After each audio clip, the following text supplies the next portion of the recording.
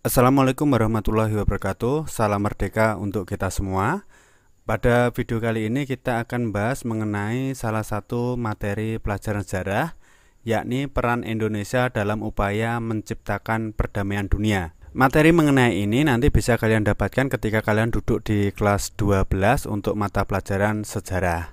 Dalam video kali ini kita akan membahas mengenai berbagai peran Indonesia dalam konferensi Asia Afrika, kemudian ada dalam gerakan non-blok, pasukan Garuda, pendirian ASEAN, OKI, deklarasi Juanda, dan Jakarta Informal Meeting. Mari kita bahas materi secara ringkas, lugas, dan semoga jelas. Yang pertama kita bahas mengenai dasar politik luar negeri Indonesia. Nah, politik luar negeri Indonesia itu memiliki prinsip bebas aktif. Ini dicetuskan oleh Muhammad Hatta. Bebas aktif ini yang dimaksud bebas adalah Indonesia tidak terikat dalam blok manapun, sedangkan aktif, Indonesia aktif dalam menjaga perdamaian dunia. Politik luar negeri bebas aktif ini landasan idealnya adalah Pancasila, sedangkan landasan konstitusionalnya adalah UUD 1945. Di sini dalam pembukaan Undang-Undang Dasar terdapat pada alinea pertama dan juga pada alinea keempat dalam pembukaan Undang-Undang Dasar 1945.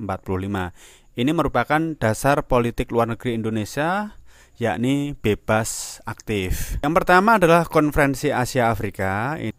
Latar belakang dari Konferensi Asia Afrika yakni letaknya berbatasan dan mempunyai sifat-sifat geografis yang sama. Kedua, persamaan nasib, sama-sama dijajah oleh bangsa barat. Yang ketiga, menghadapi persoalan yang sama sebagai negara yang baru merdeka, antara lain kemiskinan, kemudian masalah pendidikan, masalah lapangan kerja, dan lain sebagainya. Selanjutnya ada pun tujuan dari KAA, yakni memajukan kerjasama, persahabatan, perhubungan antar bangsa Asia Afrika. Dua, kerjasama dalam bidang sosial, ekonomi, kebudayaan di antara bangsa-bangsa Asia Afrika. Dan yang terakhir adalah turut serta dalam mewujudkan perdamaian dunia. Adapun tokoh pelopor KAA antara lain dari Indonesia ada Ali Sastro Amijoyo, kemudian dari India ada Jawaharlal Nehru, kemudian ada Muhammad Ali dari Pakistan, kemudian ada Sir John Kotelawala dari Sri Lanka, dan ada UNO dari Burma atau sekarang namanya Myanmar. Pelaksanaan KAA dilaksanakan pada tanggal 18 sampai 24 April 1955, diselenggarakan di Kota Bandung, Indonesia. Nah, pada KAA ini diikuti oleh 29 negara dari 30 negara yang seharusnya datang. Satu negara yang tidak hadir adalah Rhodesia yang sedang mengalami masalah internal di negaranya. Adapun hasil dari KAA disebut Dasasila Bandung.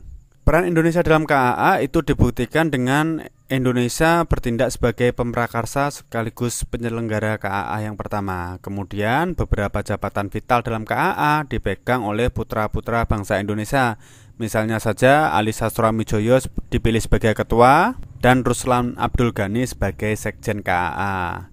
Ini merupakan tokoh pelopor dari KAA. Ini merupakan Dasasila Bandung, merupakan hasil penting dari KAA. Terdapat 10 sila, antara lain ini menghormati hak-hak dasar manusia, kemudian menghormati kedaulatan dan integritas teritorial semua bangsa, mengakui persamaan semua suku bangsa dan persamaan semua bangsa, besar maupun kecil.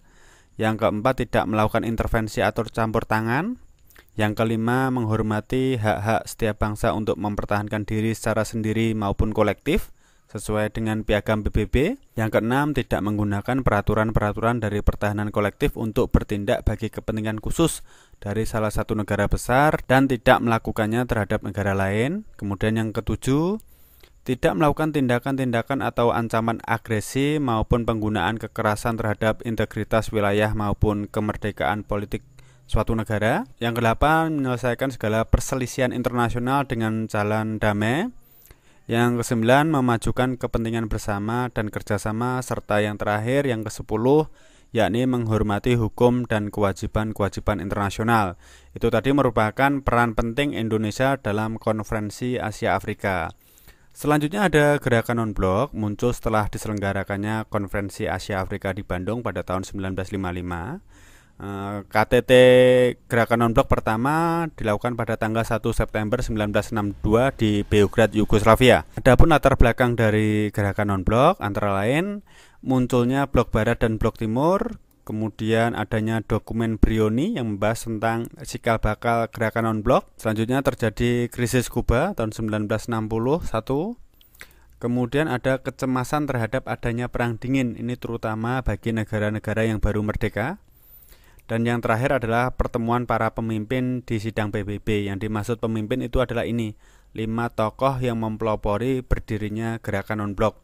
Ada yang pertama adalah Joseph Broz Tito dari Yugoslavia, kemudian ada Presiden Soekarno dari Indonesia, ada Gamal Abdel Nasser dari Mesir, kemudian ada Kwame Nkrumah dari Ghana, dan ada Pandit Jawaharlal Nehru dari India. Selanjutnya peran serta Indonesia dalam gerakan non-blok sendiri, yakni sebagai salah satu negara pamrakarsa, kemudian sebagai salah satu negara pengundang pada konferensi tingkat tinggi GNB yang pertama, pernah menjadi ketua GNB pada tahun 1992 sampai 1995. Pada saat itu Indonesia menjadi tuan rumah penyelenggara KTT ke-10 GNB di Jakarta. Jadi GNB ini merupakan organisasi global yang unik karena hanya ada ketua. Ketuanya adalah pemimpin dari negara yang menjadi tuan rumah GNB. Selanjutnya Indonesia juga turut memecahkan masalah-masalah dunia berdasarkan perdamaian dunia, memperjuangkan hak asasi manusia dan tata ekonomi dunia yang berdasarkan pada asas keadilan. Ini merupakan peran serta Indonesia dalam gerakan non-blok. Selanjutnya Indonesia juga turut dalam pengiriman pasukan Garuda di bawah naungan bendera pasukan PBB. Kontingen Garuda ini berada di dalam pasukan PBB. Nah, Indonesia sering sekali mengirim pasukannya dalam pasukan PBB. Ini hanya beberapa contohnya saja. Yang pertama adalah kontingen Garuda kedua tahun 1960 dalam pasukan PBB yang namanya UNOK dengan tujuan negara Kongo. Kemudian kontingen Garuda keempat tahun 1973 dalam pasukan PBB ICCS untuk konflik Vietnam. Kemudian ada kontingen Garuda ke-6 1973 masuk dalam pasukan PBB namanya UNEF untuk wilayah Timur Tengah. Kemudian ada kontingen Garuda atau Konga ke-9 pada tahun 1988 di bawah pasukan PBB yang namanya UNIMOK. Negara tujuannya adalah perang Irak dan Iran. Kemudian ada kontingen Garuda ke-10 tahun 1989 di bawah naungan bendera pasukan PBB UNTAK untuk negara Namibia. Kemudian ada kontingen Garuda ke-11 tahun 1992 di bawah bendera pasukan PBB UNICOM untuk perang Irak dan Kuwait. Kemudian ada kontingen Garuda ke-12 tahun 1992 dalam naungan bendera PBB, pasukan PBB-nya yakni UNTAK untuk negara konflik Kamboja. Kemudian kontingen ke-14 tahun 1993 UNPROFOR untuk konflik di bekas Yugoslavia, yakni konflik di Bosnia Herzegovina. Ini merupakan turut serta Indonesia dalam menjaga perdamaian dunia dengan mengirimkan pasukan Garuda atau kontingen Garuda di dalam pasukan PBB. Selanjutnya ada ASEAN, Association of Southeast Asian Nations, atau dalam bahasa Indonesianya adalah Perbara, Persatuan Bangsa-Bangsa Asia Tenggara. Ini merupakan organisasi regional untuk kawasan Asia Tenggara. Bekerja sama dalam bidang ekonomi, sosial, dan budaya. Ini didasarkan pada Deklarasi Bangkok tanggal 8 Agustus 1967.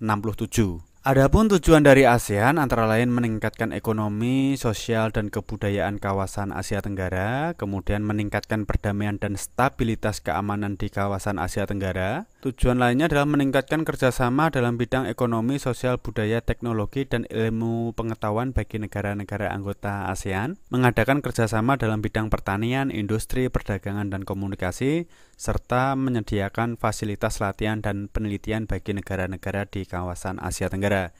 Ini merupakan pelopor dari ASEAN. Dari Indonesia ada namanya Adam Malik, dari Malaysia ada namanya Tun Abdul Razak, dari Singapura ada S. Raja Ratnam, dari Thailand ada namanya Tanakoman, dan dari Filipina ada namanya Narcisco Ramos. Adapun peran Indonesia dalam ASEAN antara lain sebagai negara pemprakarsa berdirinya ASEAN, yakni ada Malik sebagai wakil Indonesia dalam Deklarasi Bangkok, kemudian sebagai penyelenggara KTT 1 dan 9 yaitu di Bali, sebagai tempat kedudukan sekretariat tetap yakni di Jakarta, kemudian turut menyelesaikan pertikaian antar bangsa atau negara di kawasan ASEAN. Selanjutnya mendukung kesepakatan bahwa wilayah Asia Tenggara sebagai daerah yang bebas, damai, netral atau zona of peace, freedom and neutrality, ZOFPAN. Selanjutnya adalah menyelenggarakan Jakarta Informal Meeting untuk meredakan konflik di Kamboja.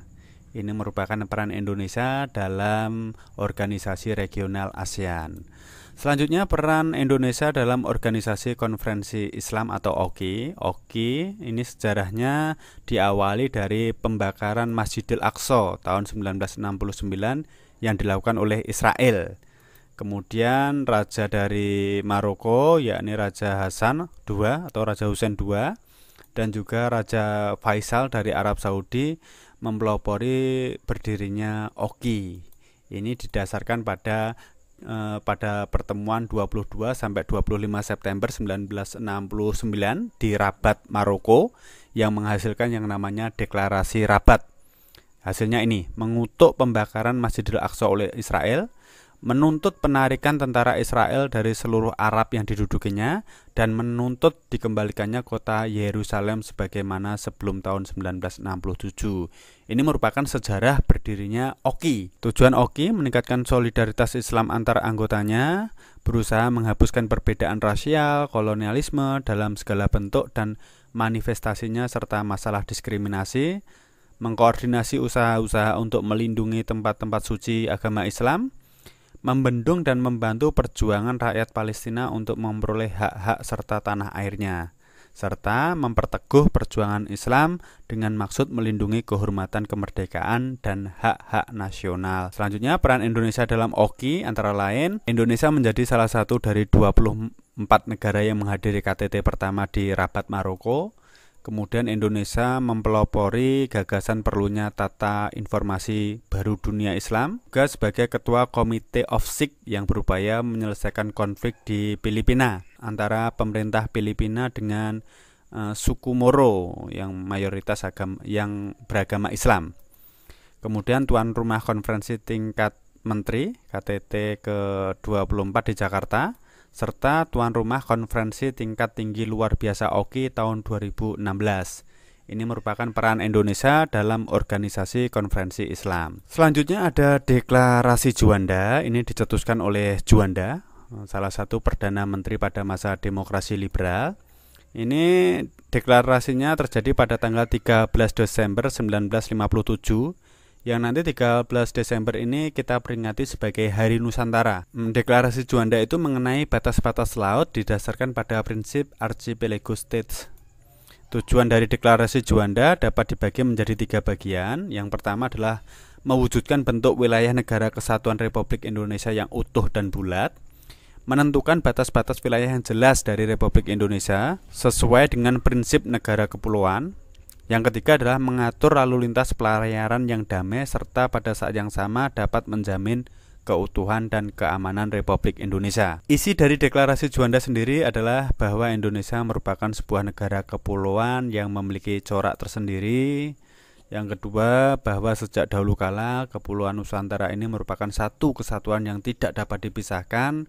Serta yang ketiga adalah ketentuan ordonansi tahun 1939 yang dianut sebelumnya dapat memecah belah kesatuan dan kedaulatan Republik Indonesia. Deklarasi Juanda ini tidak langsung mendapatkan respon positif dari dunia internasional. Baru pada tahun 1982 PBB menetapkan Konvensi Hukum Laut ketiga, United Nations Convention on the Law of the Sea, dikeluarkan pada tahun tersebut serta diratifikasi oleh mayoritas negara-negara di dunia. Keputusan ini diratifikasi Indonesia dalam Undang-Undang Nomor 17 Tahun 1985 tentang pengesahan UNCLOS 8 1982. Adanya Deklarasi Juanda ini merupakan peranan besar Indonesia dalam mewujudkan sebuah konvensi hukum laut yang disepakati dunia, memberikan ketegasan serta kejelasan dalam urusan laut yang sangat penting bagi negara kepulauan seperti Indonesia. Selanjutnya ada Jakarta Informal Meeting atau JIM. JIM ini merupakan salah satu peran Indonesia dalam rangka melakukan perdamaian di negara Kamboja, yang saat itu Kamboja sedang mengalami konfliknya sangat rumit dikarenakan banyak sekali negara yang terlibat. Ini diprakarsai oleh Menteri Luar Negeri Indonesia yakni Ali Alatas. JIM 1 dilaksanakan di Bogor pada tanggal 25 sampai 28 Juli 1988 dan JIM 2 di Jakarta pada tanggal 19 sampai 21 Februari 1989. Adapun hasil dari JIM adalah pertama, penarikan pasukan Vietnam dari Kamboja. Yang kedua, akan dibentuk pemerintahan yang mengikut sertakan keempat kelompok yang bertikai di Kamboja.